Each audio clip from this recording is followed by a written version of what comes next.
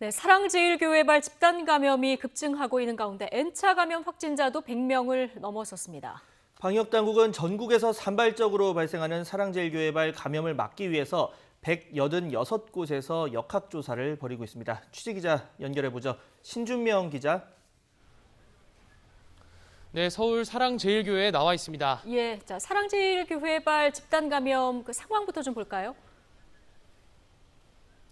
네, 오늘 0시를 기준으로 서울 성북구 사랑제일교회 확진자는 최소 880명입니다. 어제 정오에 집계된 확진자 수에 서울 추가 확진자 5명이 더해진 수치인데요. 전국에서도 확진자가 하루에만 수십 명씩 발생하고 있는 상황을 고려한다면 오늘 성북구 사랑제일교회의 확진자 수는 900명을 넘어설 것으로 보입니다. 사랑제일교회 관련 확진자는 수도권에 집중돼 있습니다.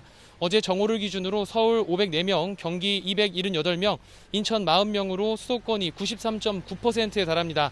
수도권 외 지역에서도 충남 18명, 강원 8명, 경북 7명 등 전국 곳곳에서 감염이 발생하고 있습니다.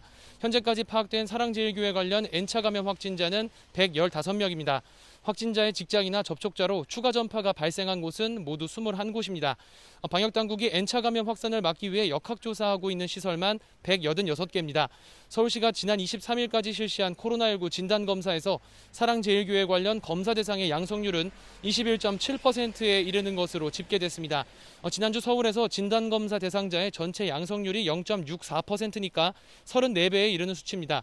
검사를 받은 5명 가운데 1명은 확진을 받고 있다는 얘기인데 그동안 사랑제일교회에서 방역수칙을 어긴 채 예배를 계속해서 강행하고 집회까지 참석한 것이 결국 이런 현실로 나타난 겁니다. 사랑제일교회와 관련이 없는데도 전국에서 교회와 관련된 집단 감염이 이어지고 있습니다. 경기 용인시 우리제일교회 관련 확진자는 누적 182명이 됐고 인천 부평구 갈릴리교회는 38명, 서울 여의도 순복음교회 확진자는 41명에 달합니다. 최근 일주일간 전국에서 하루 확진자가 200명에서 300명씩 추가로 발생하는 상황인 만큼 방역당국은 사회적 거리두기 3단계 상향도 검토하고 있습니다.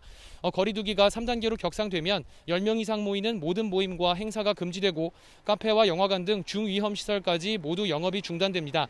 또 학교는 휴교에 들어가고 공공기관과 민간기업 인력의 50%는 재택근무에 들어가게 됩니다. 이런 가운데 사랑제일교회 관련 경찰 수사도 진행되고 있죠. 네, 그렇습니다. 전담 수사팀을 꾸린 경찰은 사랑제일교회에서 확보한 교인 명단과 교회 PC 등 압수물 분석에 주력하고 있습니다.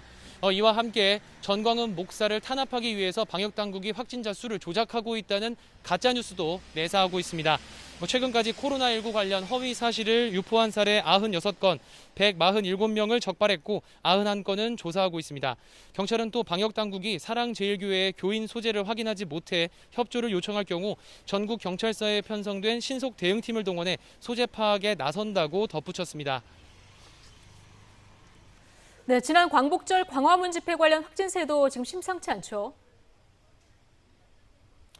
네, 그렇습니다. 오늘 0시를 기준으로 광복절 광화문 집회 참가자 최소 177명이 확진 판정을 받았습니다.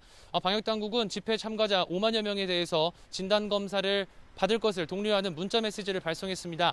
하지만 아직까지도 검사를 받지 않은 사람 수만 수만 명에 달하는 것으로 추정됩니다. 미 검사자가 감염됐을 경우 전국 확산의 뇌관이 될 수 있는 상황인 만큼 추가 확산을 막기 위해서 집회 참가자들의 적극적인 협조가 필요한 상황입니다. 지금까지 서울 성북구 사랑제일교회에서 YTN 신준명입니다.